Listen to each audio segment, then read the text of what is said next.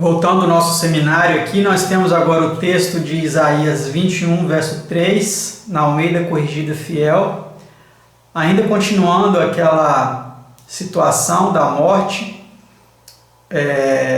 dos pioneiros, né? E a nova geração que surgiu. O que aconteceu? Semelhantemente com a morte de Josué e os seus contemporâneos, surgiu uma nova geração que não conhecia o Senhor, como nós vimos lá em Juízes. E também, na história do povo do Advento, isso aconteceu. Vamos continuar seguindo essa mesma linha aqui agora nesses slides. Em Isaías 21, verso 3, nós vemos o seguinte: Por isso os meus lombos estão cheios de angústia, dores se apoderam de mim, como as dores daquela que dá à luz.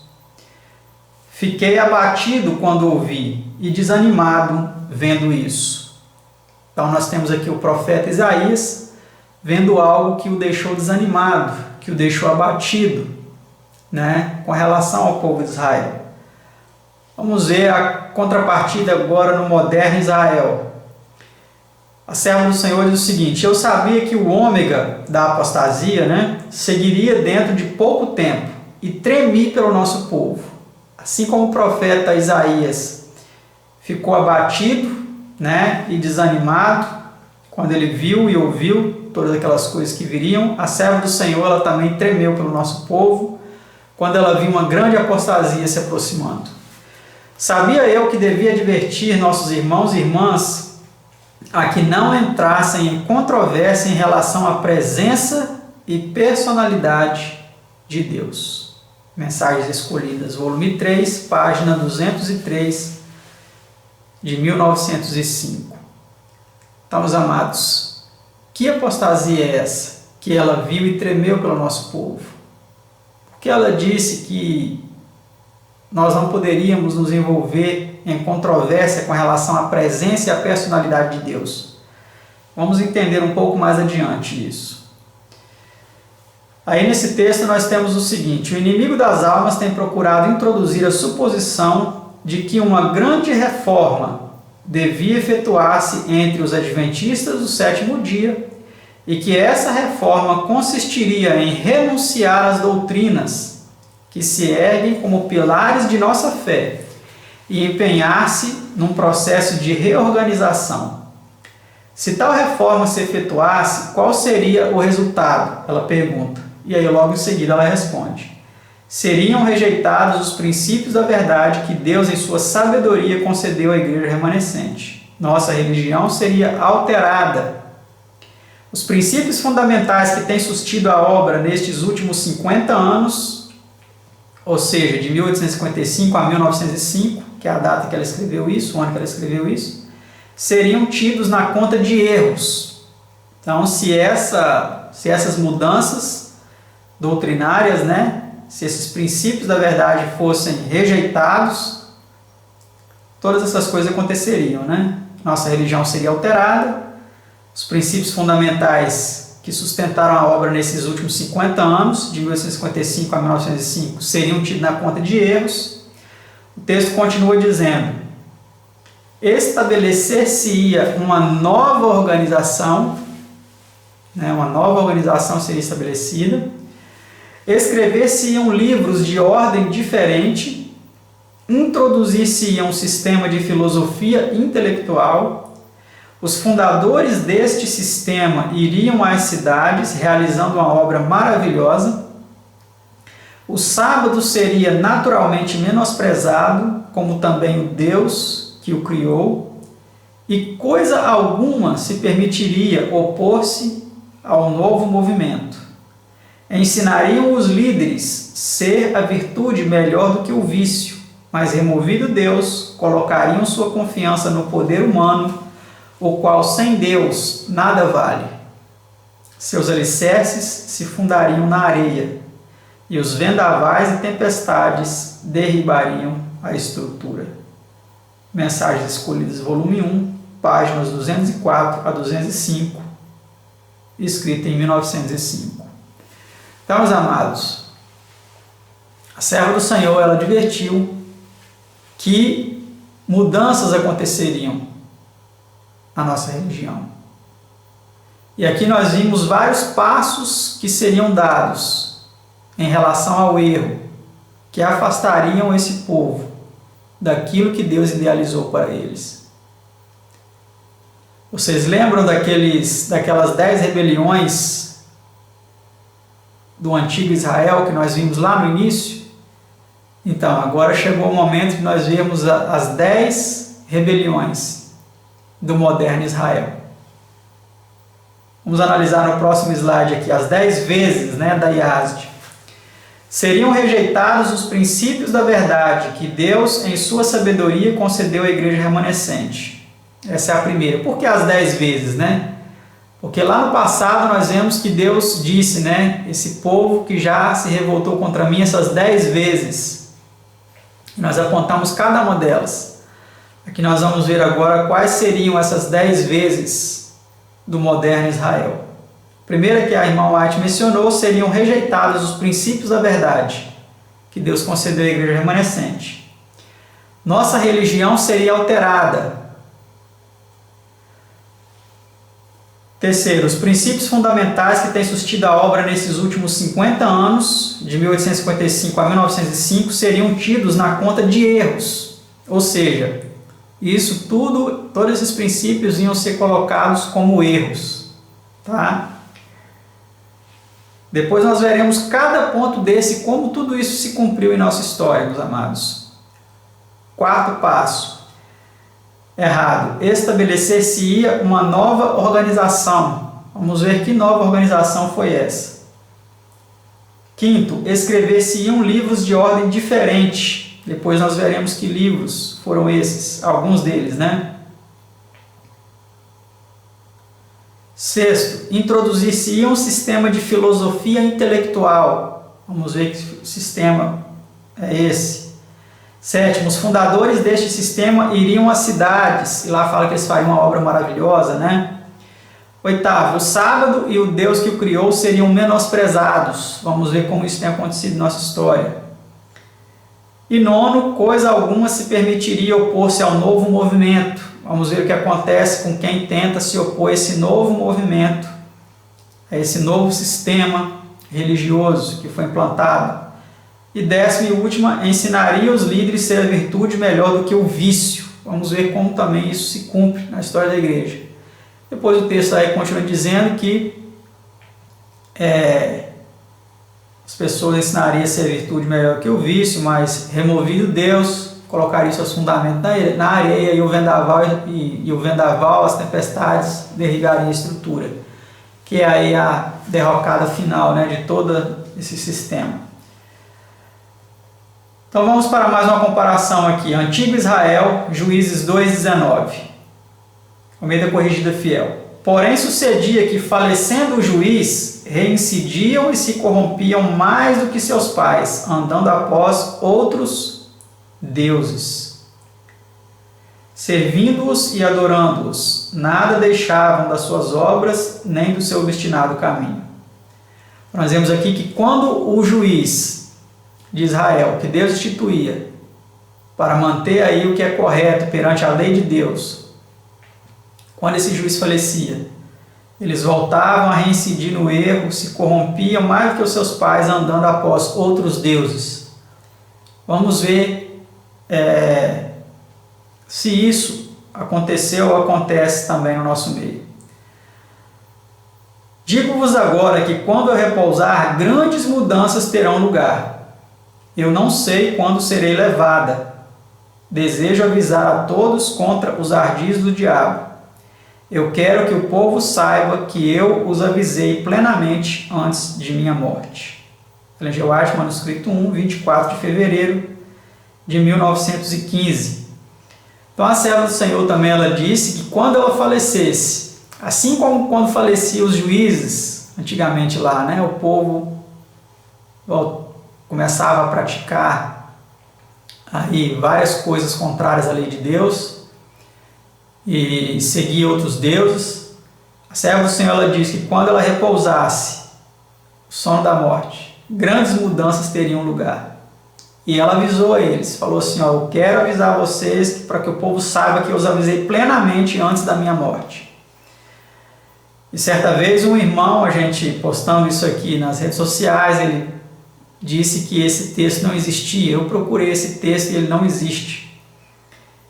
E eu coloquei aqui, né, embaixo aqui, ó, e eu vou mostrar para vocês aí como encontrar esse texto, nesse link aí, né? Então nós vamos ver aqui como nós podemos achar esse texto. O texto aí, como você pode perceber, ele diz o seguinte: ao acordar, ela chamou a enfermeira ao seu lado e disse: quero lhe contar, eu odeio o pecado. Repetido 3 vezes. Sou encarregada de dizer ao nosso povo que alguns não percebem que o diabo tem dispositivo após dispositivo e ele os executa de maneira que eles não esperam. As agências de Satanás inventarão maneiras de transformar os pecadores em santos. Eu digo agora que quando eu for descansar, grandes mudanças ocorrerão. Não sei quando serei levada e desejo advertir todos contra os artifícios do diabo. Quero que as pessoas saibam que eu as avisei completamente antes da minha morte. Não sei especialmente quais mudanças ocorrerão, mas devem observar todo o pecado concebível que Satanás tentará imortalizar. Isso aí foi escrito no dia 24 de fevereiro de 1915. Tá certo, meus amados? Então nós vemos que realmente essas coisas foram profetizadas, né? Essas mudanças. E será que elas aconteceram? Vamos agora analisar como essas mudanças aconteceram na nossa história. Aí nós temos as fotos dos anuários contendo as crenças, né, da nossa denominação, as crenças originais da IASD de 1889 a 1915, que são chamados os yearbooks, livro do ano, né, contendo aí as crenças. E aí nós temos esse relato aí dizendo o seguinte: em 1872, a editora adventista de Battle Creek, Michigan, publicou uma sinopse de nossa fé em 25 proposições. Esse documento, tendo sofrido rápidas revisões e sido ampliado para 28 seções, apareceu no Yearbook denominacional de 1889. O texto não constou de edições sucessivas da publicação, mas foi novamente inserido no exemplar de 1905 e continuou a sê-lo até 1914. Fonte, livro Nisto Cremos, página 6, primeira edição. Então isso aí está escrito no livro Nisto Cremos, tá? Esse relato contendo as nossas crenças aí, que foram publicadas e disponibilizadas. E aí nós temos a foto, né, desse Yearbook de 1889, como vocês podem ver aí. E aí aparece a primeira página aí das nossas crenças, a crença número 1, a crença número 2. Compare os itens 1 e 2 de todos os anuários até 1914 e observe que cada ano os princípios fundamentais estão em páginas diferentes. Só para mostrar que não é o mesmo, né, que nós estamos mostrando aí. São de livros diferentes. Por exemplo, o de 1905 aparece aí na página 188, ó, os princípios, em inglês. Aí, né? Depois nós vamos mostrar a tradução para vocês. O de 1907, por exemplo, aparece aqui, ó, na página 175. Tá vendo? Porque esses livros eram assim, eles também continham o endereço de todas as novas igrejas, os novos templos, né? O endereço de todos os novos templos da igreja. Então eles iam variando, né, a paginação. Aí o de 1908, página 213, vocês podem ver que está da mesma forma, não mudou. Depois nós vamos mostrar um pouco mais de forma mais detalhada. O de 1909, aqui ele já aparece na página 220. O de 1910 já aparece aqui na página 224. Os princípios fundamentais. O de 1911 aparece aqui na página 223, olha. O de 1912 aparece aqui na página 261.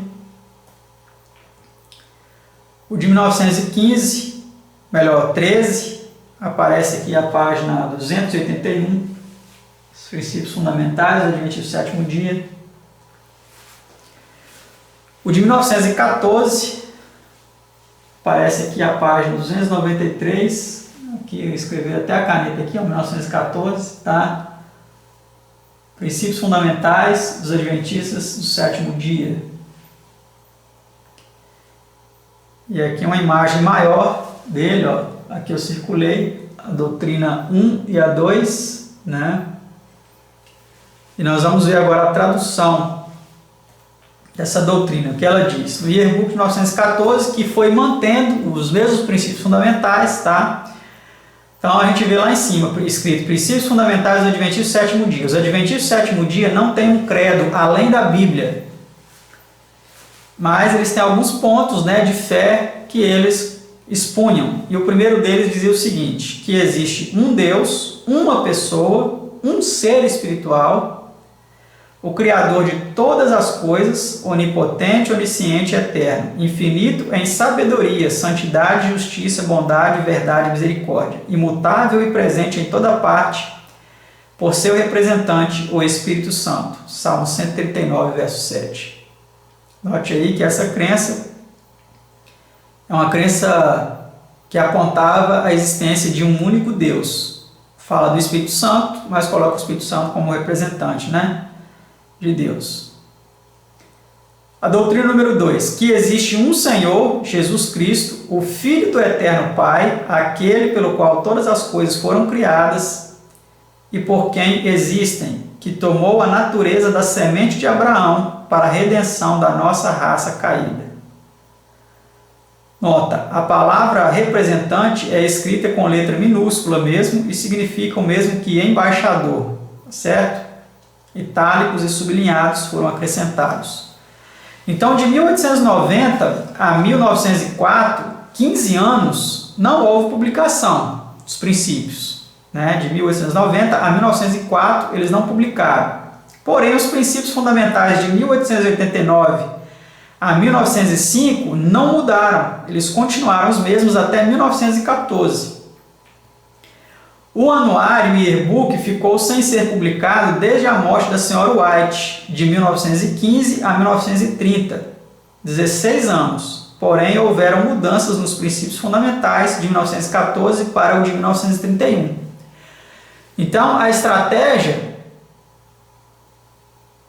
dos líderes da igreja, para não mostrar de forma tão aberta a mudança que foi feita, foi o quê? Quando a irmã White faleceu em 1915, a partir dali, em 1916, 17, 18, não publicaram esse livro, o Yearbook. Voltaram a publicar somente em 1931. Ficou 16 anos sem ser publicado. E esse de 1931, quando foi publicado, então já vem com a mudança, cumprindo a profecia que a irmã White diz que grandes mudanças teriam lugar. E isso é comprovado num livro da Casa Publicadora Brasileira, né, que esse texto que nós estamos mostrando aí. Ó. A década de 1930 veria uma constante discussão sobre a Trindade. A denominação publicou pela primeira vez uma declaração de crenças fundamentais em seu Yearbook anuário de 1931. Ela era explicitamente trinitariana, embora tecnicamente se tratasse de uma declaração não oficial. Ela mostrou de maneira definitiva os rumos que a liderança da igreja estava tomando. George Knight, livro Em Busca de Identidade, o desenvolvimento das doutrinas adventistas do sétimo dia, página 158, Tatuí, São Paulo, Casa Publicadora Brasileira, 2011. Então, meus amados, por que era uma declaração não oficial? Porque ela não foi votada. Como as anteriores, todas as anteriores foram votadas, passou por votação por vários delegados, centenas de delegados votaram, né? E assinaram aquelas crenças como as crenças fundamentais do Adventismo do sétimo dia. Mas essas aqui não. Elas foram mudadas por 4 homens, 4 pastores de posições hierárquicas elevadas da igreja e foram colocadas no anuário aí sem nenhuma votação, né? Mas como o próprio autor George Knight vem mostrando, em declarando em seu livro, ela mostrou os rumos aí que a igreja tomaria a partir de então. Observe agora pela primeira vez, então, no anuário de 1931, quando se publicou a Nova Doutrina da Trindade. Vamos ver esse anuário. Então, você tem aqui a folha de osso dele, 1931, Yearbook of the Seventh-day Adventist Denomination, né? Denominação Adventista Sétimo Dia. Você tem aqui, Review and Herald Publishing Associated Washington, D.C., printed in the USA, Estados Unidos, né? Então vamos lá para eles. Aqui já aparece, Fundamental Beliefs of Seventh-day Adventist, that the Godhead or Trinity, já aparece a Trindade, tá bom? A crença número 2, que é a crença número 1, a crença número 2. Então a primeira rebelião da Yazd, em imitação à primeira rebelião de Israel, foi essa aqui, seriam rejeitados os princípios da verdade que Deus, em sua sabedoria, concedeu à igreja remanescente. Mensagens Corridas 1, página 204, de 1905. E isso aconteceu. Os princípios da verdade que Deus concedeu à igreja remanescente foram rejeitados, né? E isso foi feito de forma bem clara no Yearbook de 1931, que aparece aí. A primeira doutrina que as escrituras sagradas do Velho e Novo Testamentos foram dadas por inspiração divina, contendo suficiente revelação de sua vontade aos homens e são a única regra infalível de fé e prática, segundo Timóteo 3, 15 a 17.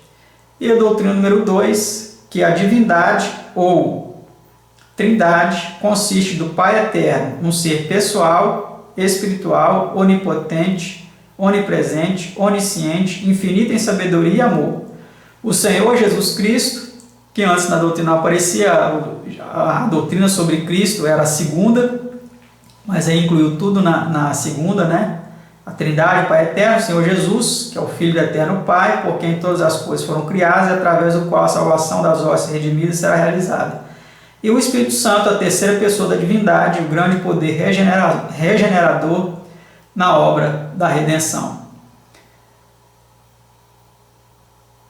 Então aí foi feita essas mudanças, né? Vamos para esse próximo slide aí. Embora o arianismo e o antitrinitarianismo fossem muito fortes entre os líderes adventistas pioneiros, a visão trinitariana da divindade veio a tornar-se o ponto de vista padrão pelo menos a partir da década de 40, se não antes. De fato, essa visão é agora a posição formalmente votada e expressa nas crenças fundamentais dos adventistas do sétimo dia. O voto mais recente ocorreu na sessão da Associação Geral realizada em Dallas, Texas, em 1980. Foi quando a doutrina foi votada oficialmente, né? Mas antes que isso acontecesse, foi feito um trabalho aí com as gerações aí para aceitação dessa doutrina.